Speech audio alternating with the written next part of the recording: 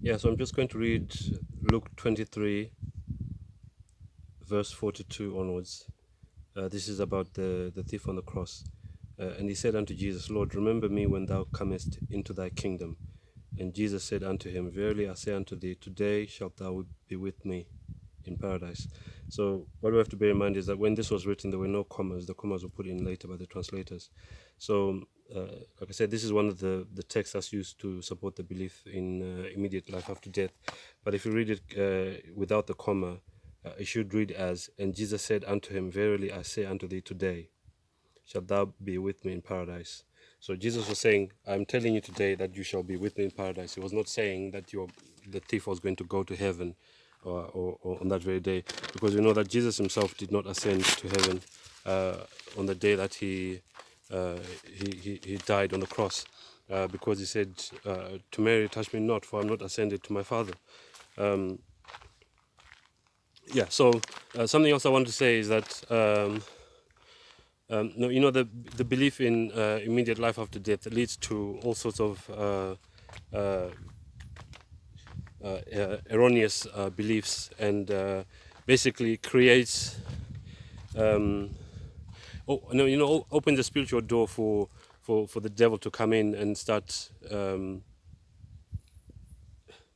know, acting, pretending to be those same loved ones that we're trying to make contact with. So that's why God has warned us many times in the scriptures, not to, you know, to, to dabble in spiritual wickedness. And he has made it clear. I mean, even in the book of Genesis, he made it clear that to Adam and Eve, that on the day they would eat of the forbidden fruit, they would die. But we it's like almost like we're trying to argue with God, you know, in support of the devil, when we say that when someone dies, they are not really dead. So God was trying to basically warn us not to get involved in these spiritual sins, like communing with the dead. I know that there are many stories that have been told about seances, where it is said that you know, those who are dead speak through mediums, but that's actually satanic. It's the devil and his angels who are doing all those things, and even the ghosts that many have claimed to have seen. Those are fallen angels who are, you know, impersonating the, the dead, because obviously the, you know, the fallen angels were not, when they were cast out of heaven, God did not take away their the, you know, the powers that they had when they were first created. They can actually imitate and impersonate the dead, because they, I mean, even when it comes to voices, they know what the person sounded like when they were alive. They know what the person looked like when they were alive, so they actually pretend to be that person. I mean, after all, it's the devil who said, "You shall not surely die." So he's basically perpetuating this lie, to to make us believe that, you know, we don't really die, because God said Himself. I mean, in the New Testament, He says, "For the wages of sin is death." So all of us are going to die. The good and the bad are going to die. It's only those who will be alive when Christ comes who will not experience death. So um, that's what I wanted to share. But in fact, before I finish the video, I want to share some text from scripture, which also talk about the dead, that I didn't refer to in my first video. Yeah, so the first text I want to share with regards to the state of the dead is Job 7, verses 9 and 10. And it says here, As the cloud is consumed and vanishes away, so he that goes down to the grave shall come up no more. He shall return no more to his house, neither shall his place know him any more. Next one is Acts 2:29. And Acts 2:29 says, Men and brethren, let me freely speak unto you of the patriarch David, that he is both dead and buried, and his sepulchre is with us unto this day.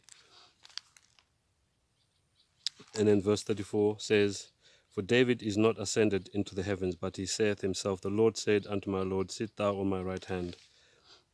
Next text is Psalms 115.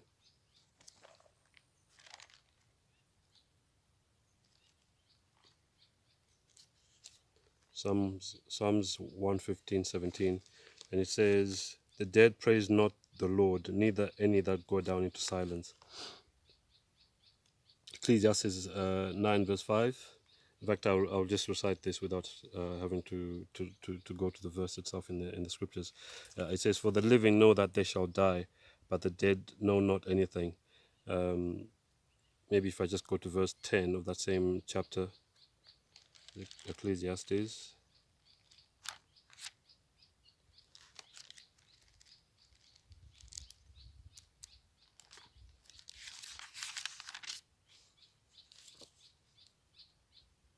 So that was Ecclesiastes 9 verse 5 is what I just recited.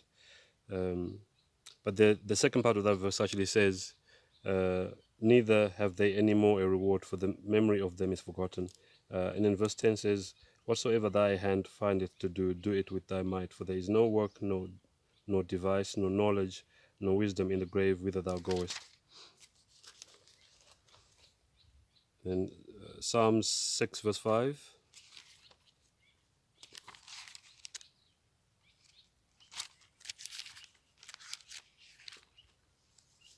Psalm 6 verse 5 says, For in death there is no remembrance of thee, in the grave who shall give thee thanks? Maybe let me stick with Psalms 146 verse 4.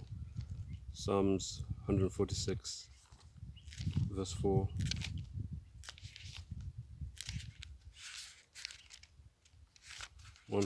Verse 4. It says, Put not your, or starting with verse 3, it says, Put not your trust in princes, nor in the Son of Man, in whom there is no help. His breath goeth forth, he returneth to his earth. In that very day his thoughts perish. And if we end with Isaiah 38, Isaiah 38, 18 and 19. For the grave cannot praise thee, death cannot celebrate thee. They that go down into the pit cannot hope for thy truth.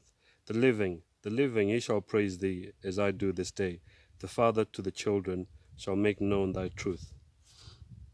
Yeah, so I just wanted to share some Bible verses that talk about death and what happens when someone dies, because last time I kind of just referred to them without actually reading them. So that's what I wanted to share today on that topic.